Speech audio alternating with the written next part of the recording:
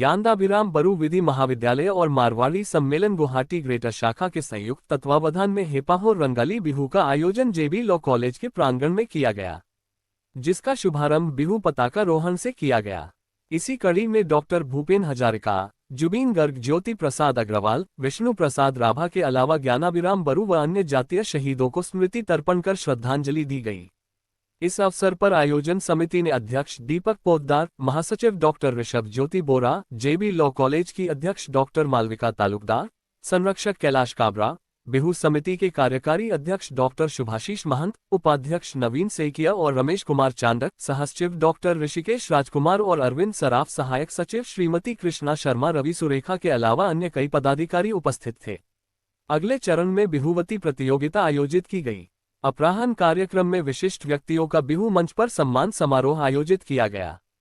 इस अवसर पर सांस्कृतिक कार्यक्रमों का आयोजन भी किया गया, जिसमें बिहू नृत्य के अलावा असम के सभी जाति जनजातियों के नृत्य तथा राजस्थानी और हरियाणवी लोक नृत्य भी प्रस्तुत किया गया। এখন অনুষ্ঠানত বহু ঘাট প্ৰতিঘাতৰ পিছত আজি এটা সুস্থ পৰিৱেশ পাইছোঁ। সবে একত্ৰিত হৈ আজি ৰঙালী বিহু উদযাপন কৰিছোঁ। এই পৰিৱেশে যাতে সদায় থাকে তাৰ কাৰণে মই ঈশ্বৰৰ ওচৰত প্ৰাৰ্থনা জনাইছোঁ।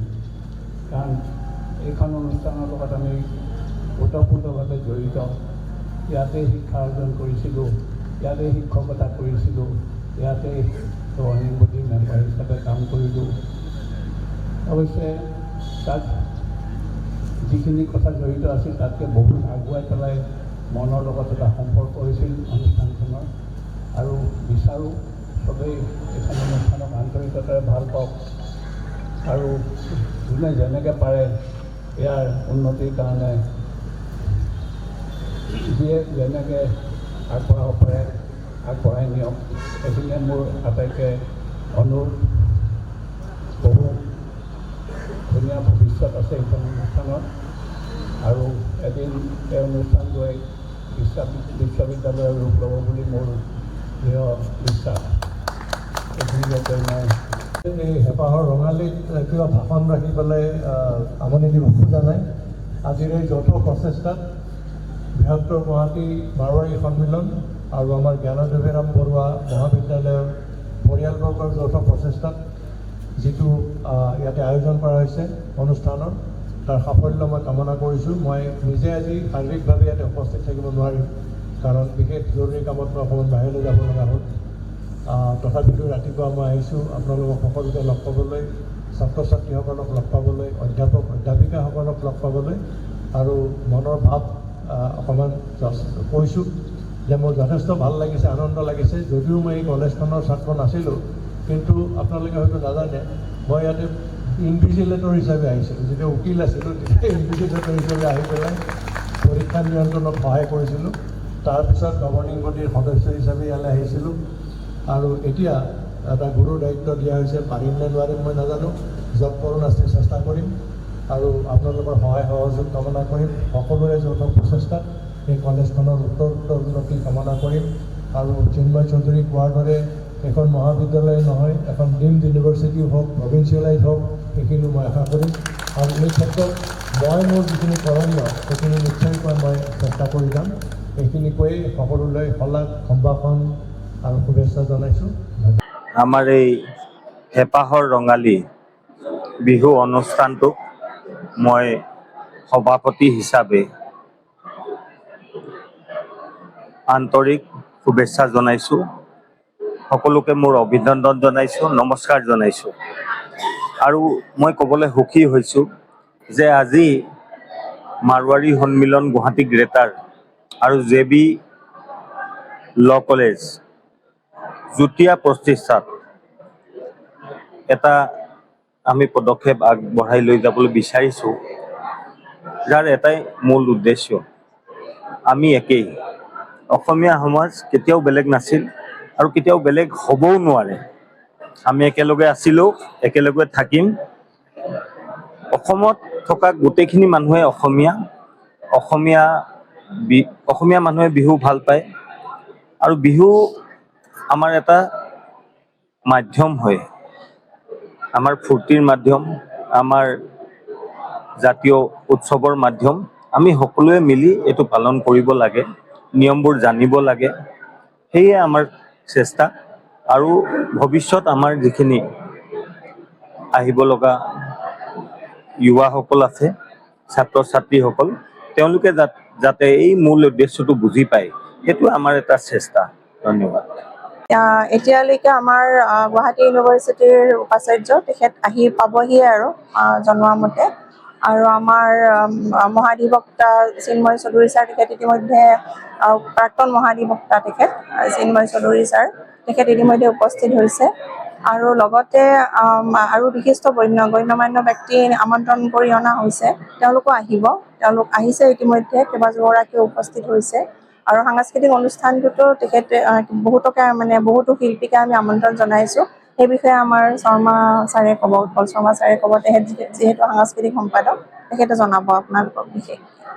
আমাৰ আগতে আমি এবাৰ উল্লেখ কৰি আহিছোঁৱে যে আজি ৩ মে' ২০২৬ চনৰ এই দিনটো মাৰোৱাৰী সন্মিলন গুৱাহাটী গ্ৰেটাৰ আৰু জে.বি. আইন মহাবিদ্যালয়ৰ যৌথ প্ৰচেষ্টাত হেঁপাহৰ ৰঙালী নামৰ এই অনুষ্ঠানটো পতা হৈছে। এই অনুষ্ঠানটোৰ বৈশিষ্ট্য এইটোৱেই যে আমি সকলোৱে অসমত বাস কৰা বিভিন্ন জাতি ধৰ্ম বৰ্ণ নিৰ্বিশেষে যিমানখিনি মানুহ অসমত বাস কৰে আটাইয়ে আমি অসমীয়া। আৰু আমাৰ অসমীয়াৰ জাতীয় উৎসৱ বিহু, ৰঙালী বিহুৰ অন্যতম, যিহেতু এইটো এটা আনন্দৰ উৎসৱ, ৰঙৰ উৎসৱ, ধেমালিৰ উৎসৱ। তো এইটোৰ দ্বাৰা আমি এইটোৱে বাৰ্তা দিব বিচাৰিছিলোঁ যে আমাৰ অনৈক্যতাৰ মাজত একতা। যদিও আমাৰ সকলোৰে ভাষা, ধৰ্ম বা বৰ্ণ বেলেগ বেলেগ হ'ব পাৰে, কিন্তু আমাৰ বৈশিষ্ট্য এটাই, আমি অসমীয়া। সেইটো এটা। আৰু এইটো ক্ষেত্ৰত এখন আইন মহাবিদ্যালয় হিচাপে একো ব্যতিক্ৰম নহয় এইকাৰণে, কাৰণ আইন সদায় সমাজ ব্যৱস্থাৰ এটা মাধ্যম, এটা শালীনতাৰ মাধ্যম, এটা শৃংখলতাৰ মাধ্যম। আইন নোহোৱাকৈ একো নহয়। গতিকে এই প্ৰচেষ্টাৰ দ্বাৰা আমাৰ জাতি সংস্কৃতি ৰক্ষাৰ লগতে আইনৰ ছাত্ৰ ছাত্ৰী হিচাপে আমাৰ যিটো সমাজৰ প্ৰতি কৰ্তব্য, যিটো দায়বদ্ধতা, সেইটোৱে আমি দাঙি ধৰিব বিচাৰিছোঁ। কাৰণ জাতিৰ সংস্কৃতি ৰক্ষা মানে জাতিৰ প্ৰাণ ৰক্ষা হ'ব।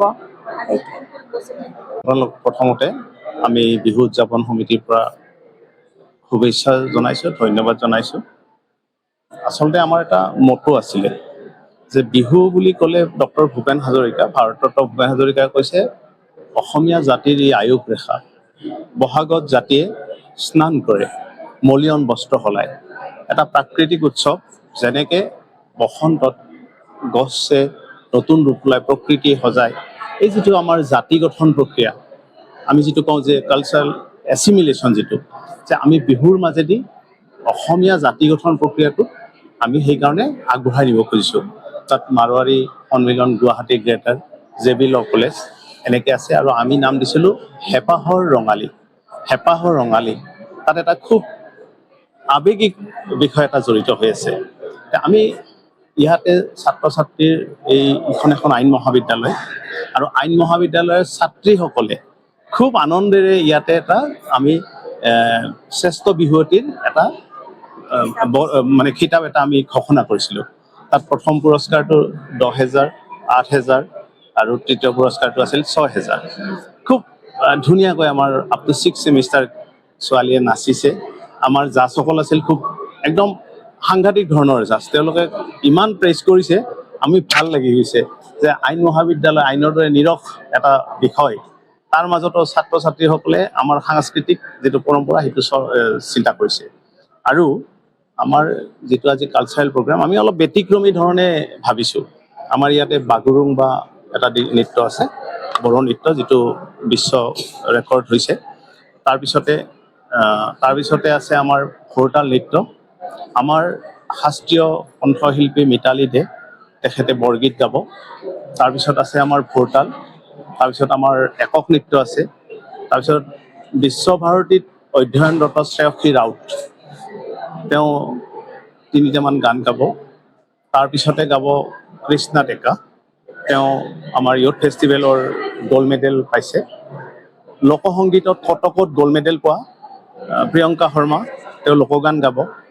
তেনেকৈ মাজুলীত মাৰোৱাৰী ছোৱালী এজনী চিনৰাণী আগৰৱাল, তাই আহিছে, ক্লাছ 8ত পঢ়ে, দেউতাকে লৈ আহিছে, আমাৰ এতিয়া গেষ্ট হাউচত আছে। তাই বিহু পৰিৱেশন কৰিব।